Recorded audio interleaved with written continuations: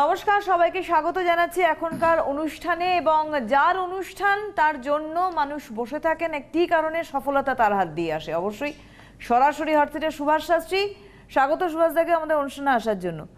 সুভাষদা, আরেকটা ননলাইভ অনুষ্ঠানে আপনাকে পেলাম এবং এখানে প্রচুর জিজ্ঞাসা রয়েছে। আমি আরো দুটো জিজ্ঞাসা একদম উপাচার দিয়ে শুরু করবো সুভাষদা। উপাচার বারবার করে আমরা না দুটো ননলাইভে উপাচার উচ্চারণ করেছি, কারণ প্রচুর মানুষ উপকৃত উপাচারে। রুমাল, নাম, সিঁদুর, কাজল। কি বুঝলে বলো? আপনারা কি বুঝলেন? রুমাল, নাম, সিঁদুর, কাজল। আসছে উপাচারটা।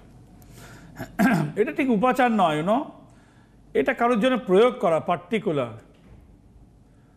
যখন আপনি ম্যারেড তখন রুমাল, নাম, সিঁদুর।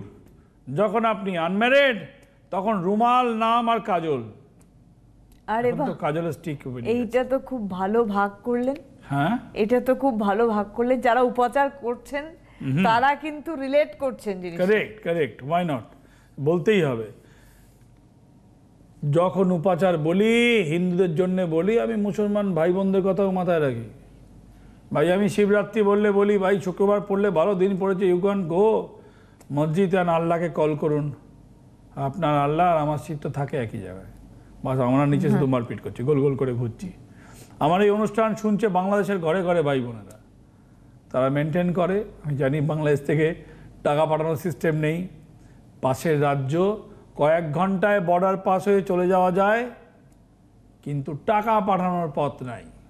এত বেআইনি টাকা হয়, আসা যাওয়া করে, টাকা পাঠানোর পথ নাই, যার জন্যে তারা আমাকে দেখাতে পারে না অনলাইনে। আমি জানি, কিন্তু তারা অনুষ্ঠান দেখে কি করবে? আমেরিকা থেকে টাকা পাঠিয়ে আমাকে অনলাইন করে, জার্মানি থেকে পাঠিয়ে অনলাইন করে, কিন্তু বাংলাদেশ থেকে পাঠিয়ে অনলাইনের অপশান নেই। এটা দুর্ভাগ্য ছাড়া আমি আর কিছু বলবো না। যাই হোক, রুমাল, নাম, সিঁদুর, ম্যারেড মেয়ে, তাহলে সিঁদুর দিয়ে রুমালের ওপরে তার নাম লেখা, রুমালে তার গায়ের টাচ নেওয়া, আর সিঁদুর দিয়ে তার আঙুল দিয়েও, সিঁদুর দিয়ে তার নাম আঙুল দিয়েও হতে পারে, আর অন্য কোনো কিছু দিয়েও হতে পারে। রুমালের ওপরে সিঁদুর দিয়ে তার নাম লেখা, সেই রুমালকে 3 ভাঁজে ভাঁজ করে গিট বাঁধা, গিট বেঁধে মধুর শিশিতে চুবিয়ে রেখে দেওয়া। এই গেল রুমাল, নাম, সিঁদুর। পরেরটা কি বললাম? রুমাল, নাম, সিঁদুর, কাজল। কাজল, সিঁদুরটা হেঁটে গেল। রুমালের ওপরে কাজলের, এখন তো কাজল পেন্সিল হোক, কাজল স্টিক হোক, আর কি কি বলে এগুলোর নাম আমি জানি না, মেয়েরা যেগুলো চোখে ইউজ করে, সেইগুলো দিয়ে ভালোবাসার ব্যক্তির নাম, কি ভালোবাসার বন্ধুর নাম রুমালের ওপরে কাজল দিয়ে লিখে, সেই রুমালকে 3 ভাঁজে গিট্টু মারে তার গায়ের টাচ নিতে পারলে অত্যন্ত ভালো হয়, আর না পেলে একটু ভালো কম হয়, কিন্তু কিছুটা ভালো হবে। মধুর শিশিতে চুবিয়ে মুখ বন্ধ করে রেখে দেওয়া, তার মানে রিলেশনের ওপরে নিজের কন্ট্রোল আনার জন্য। কথা বলো, এই মধুর উপাচার মানুষ দীর্ঘ সময় ধরে করে আসেন এবং উপকার পাচ্ছেন। এই যে রুমাল, আপনি তো রঙের কথাও বলেন, এই রুমালের কি পার্টিকুলার কোনো কালার হয়? না, রুমালের কোনো রং নেই। ভালোবাসার একটাই রং, এটা হচ্ছে লাল। তাহলে লাল হতে পারে, লাল হতে পারে, গোলাপি হতে পারে, পিঙ্ক। কালো রুমালে তো কেউ লিখবে না। মানে রুমালের কোনো পার্টিকুলার কোনো চয়েস নেই, কিন্তু রেড, পিঙ্ক, আর কি হয় রেডের সেট, আর কি হয় আমার জানা নেই। একটা লাল হয়, মেরুন, একটা গোলাপি হয়, মেরুনও হতে পারে। গোলাপি রঙই সব থেকে প্রিয় রং মানা হয়, গোলাপি রং। হ্যাঁ, তো লালের যা শেড আছে সেইগুলো ইউ ক্যান চুজ এনি রুমাল। কাজল তো কালোই হবে, কাজল তো আর নেল পালিশ নয়, চোখে তো আর লাল লীলও কিছু পরে বলে জানা নেই, হয়তো পরে, সেটা আমি জানি না।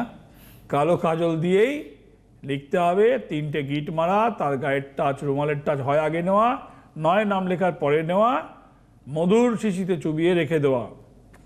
এটা গেল আর্থিক। তুমি যখন প্রথমেই বললে আজকের এই অনুষ্ঠান যে নন লাইভ।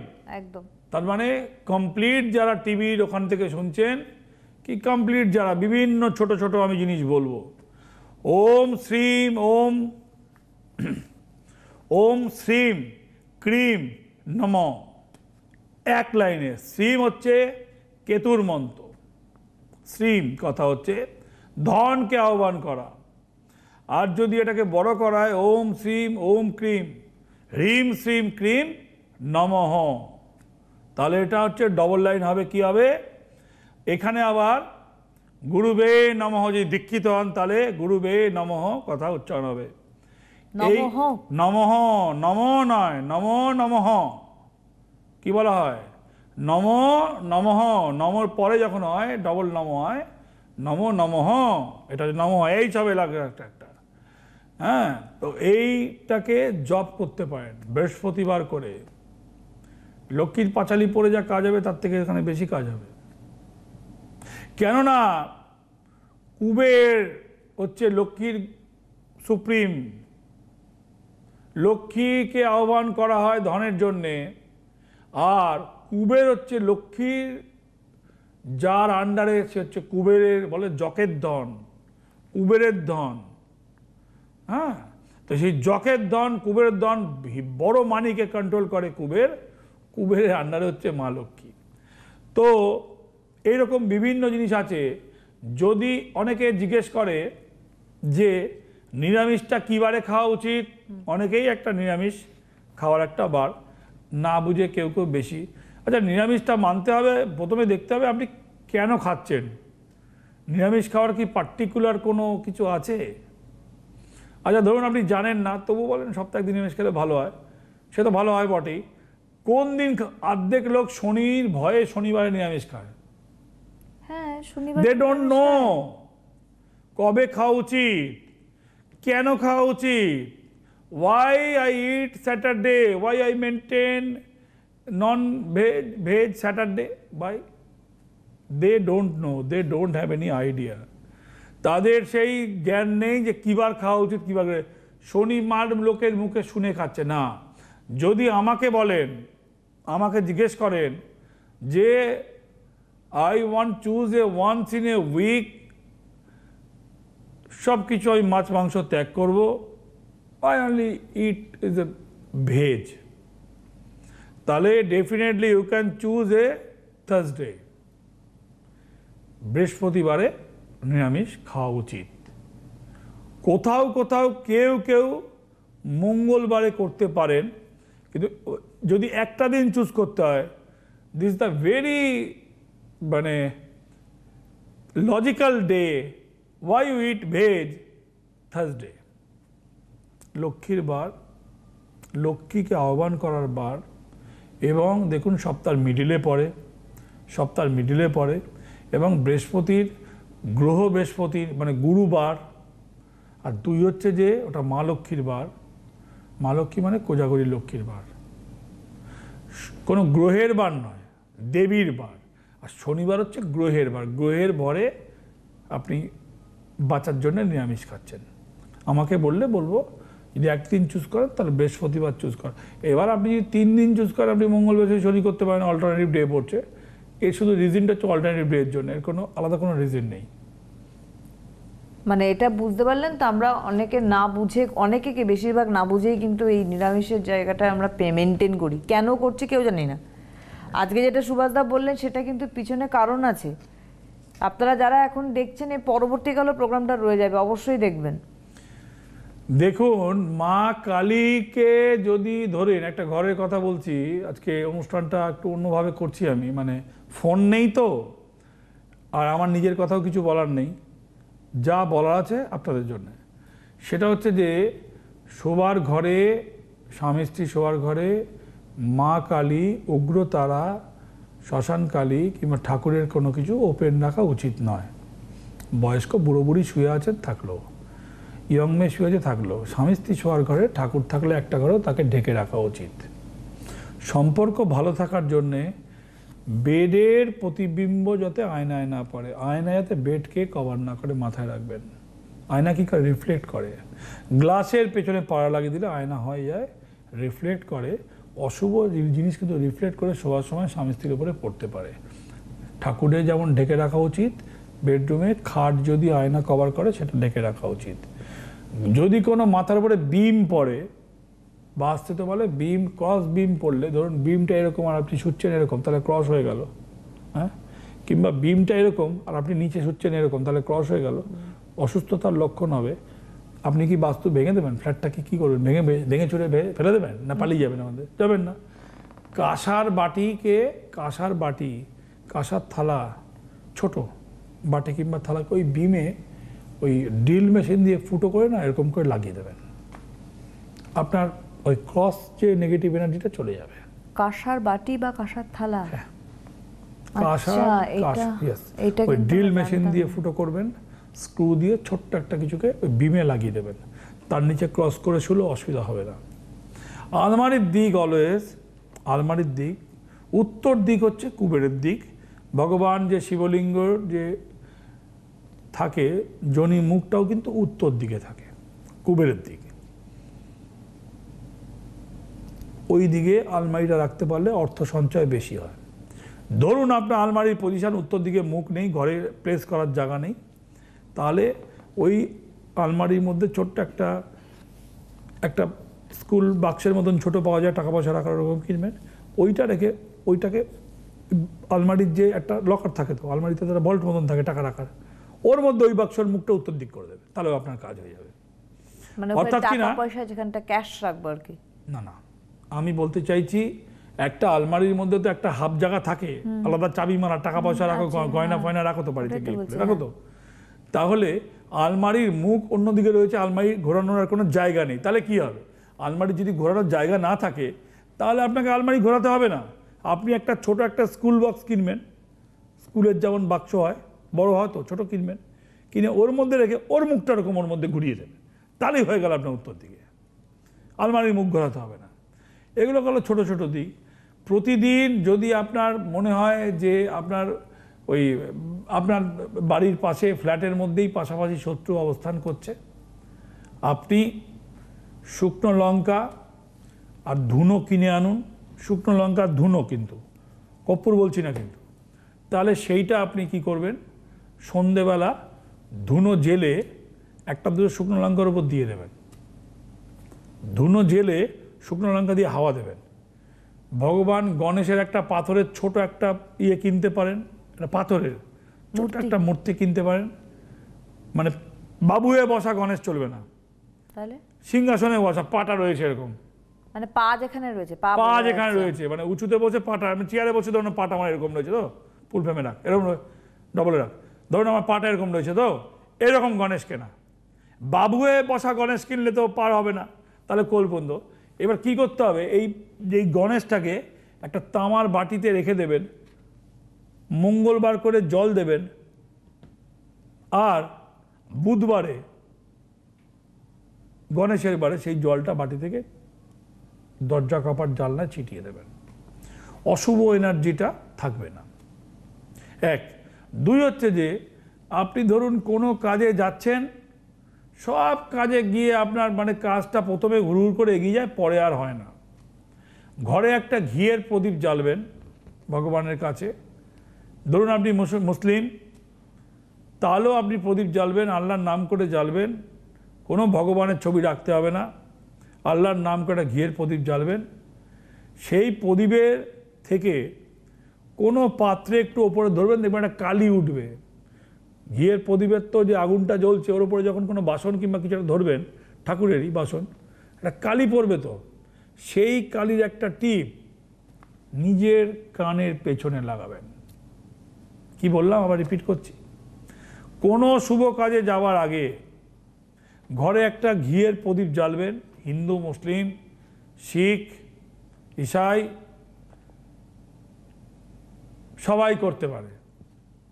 একটা প্রদীপ জ্বালবেন ঘিয়ের, প্রদীপটা জ্বালার পরে একটা কোনো ঠাকুরের বাসন কিংবা ছোট থালা মতন কিংবা বাটি মতন প্রদীপের উপরে কিছুক্ষণ ধরবেন, আগুনটার উপরে, দেখবেন জায়গাটা কালো হয়ে যাচ্ছে, আগুনটা থেকে একটা কালি মতন পড়ছে।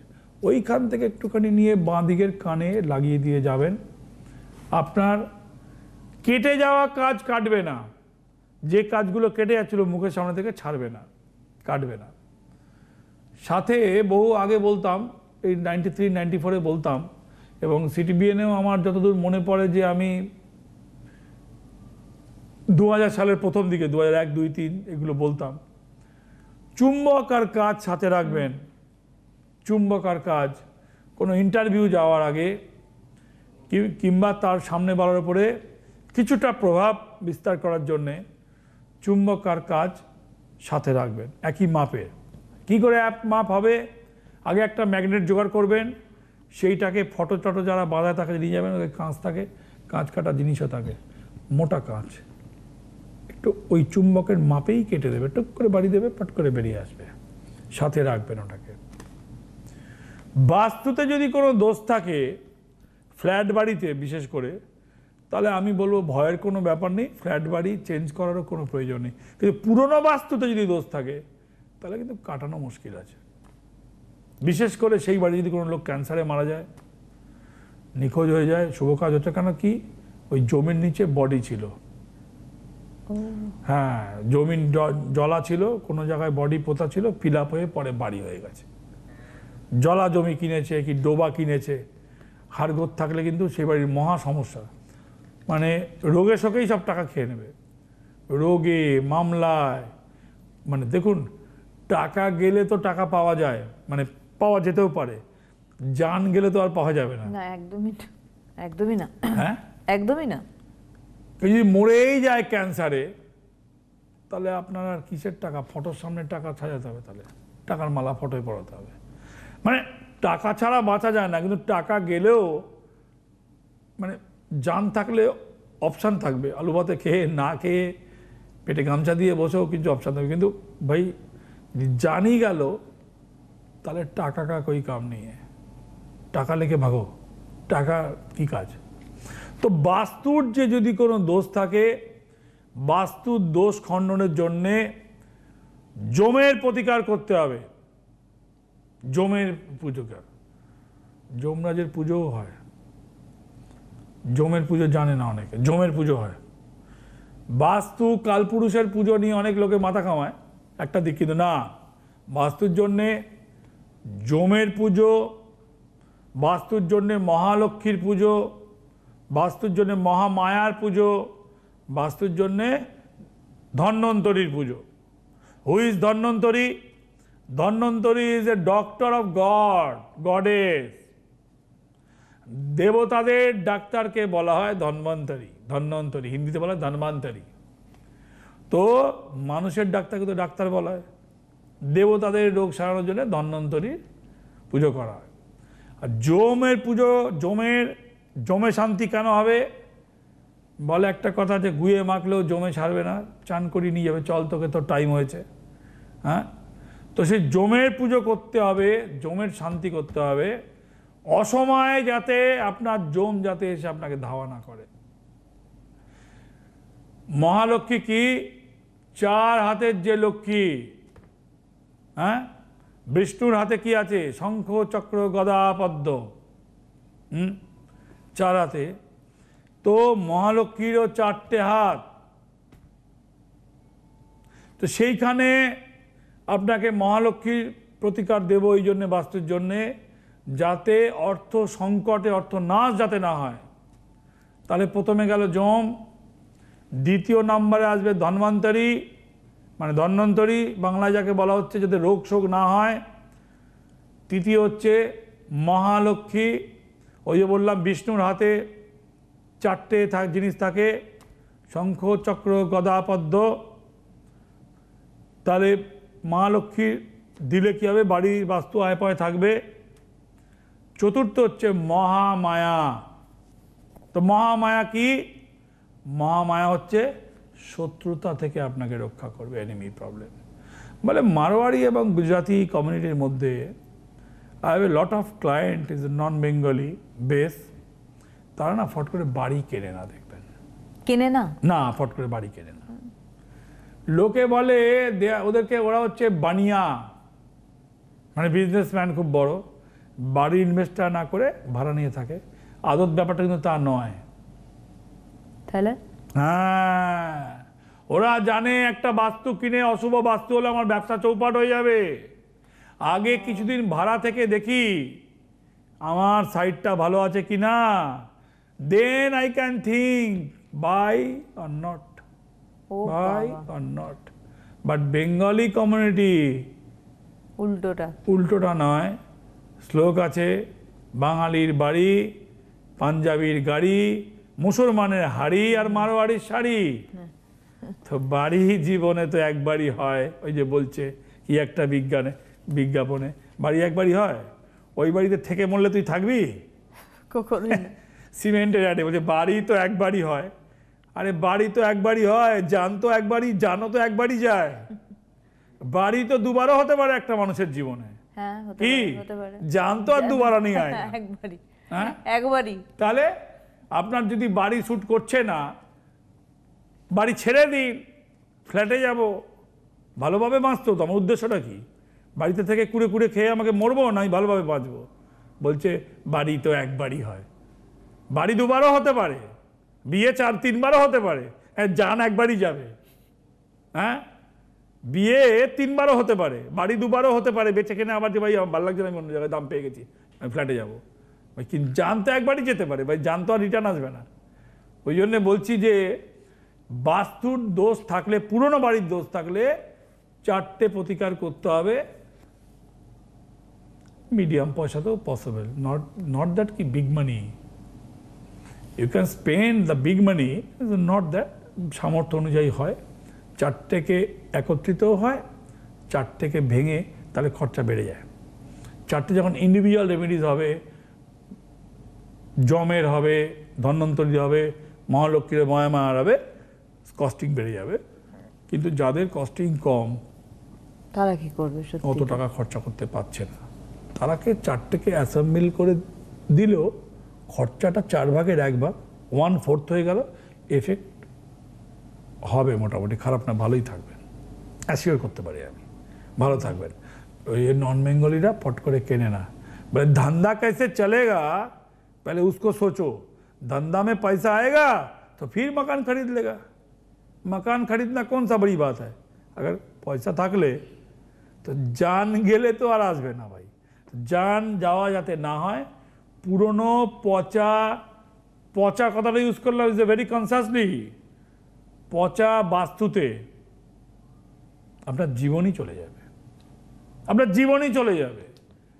এবার আপনি সম্পত্তি নিয়ে বসে থাকুন, আপনার ভোগে লাগবে না, কঠিন রোগে জীবন যেতে পারে। পুরনো বাড়িতেই পসিবল, এবং ভাগাভাগির শরিকি বাড়িতে বেশি হয়। কোথা থেকে কে ক্ষতি করছে, কি করছে না করছে, চাইছে শরীরটা মরে গেলে আমি ভোগ করব, ওর ছেলে মেয়ে নেই, মরে গেলে আমি পেয়ে যাব, ওর ছেলে মেয়ের বিয়ে হয়ে গেছে, ও মরে গেলে আমি ওটা ঝামেলা পাকিয়ে দেবো। ওই জন্যে বলেছিলাম না যে পারিবারিক সম্পত্তি পেতে কালঘাম ছুটে যায়, আর পারিবারিক রোগ ধুম করে চলে আসে, না ডাকলেও এসে রোগটা চেপে ধরে, গায়ের মধ্যে এসে ধরে নেয়। তো পারিবারিক সম্পত্তি পাওয়া যায় না। সম্পত্তি বিষয়ের বিষক্রিয়ায় ওই বিষের কতটা প্রভাব আপনার শরীরে পড়বে, সেই প্রভাব বাঁচতে গিয়ে জান যাবে কিনা।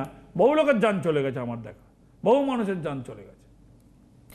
অবশ্যই বুঝতে পারছেন কতগুলো গাইডলাইন্স আজকে কিন্তু আমরা পেলাম। এবং সবথেকে বড় বিষয় এই কথাটা যে বারবার করে সুভাষদা বলছেন, বিষয়ের বিষক্রিয়া, এবং এই বিষময় বিষক্রিয়া থেকে সত্যি আমরা বাঁচতে চাই। এই সমস্যাগুলো কিন্তু আমাদের না ডাকলেও আমাদের কাছে চলে আসে। 4টে পেরেক সর্ষের তেলে ডুবিয়ে একটা বাটি করে বাড়ির 4 কোণে মেরে দিন, আপাতত তো কিছু পাওয়া যাবে। 10% 20% হলে তো ভালো হবে।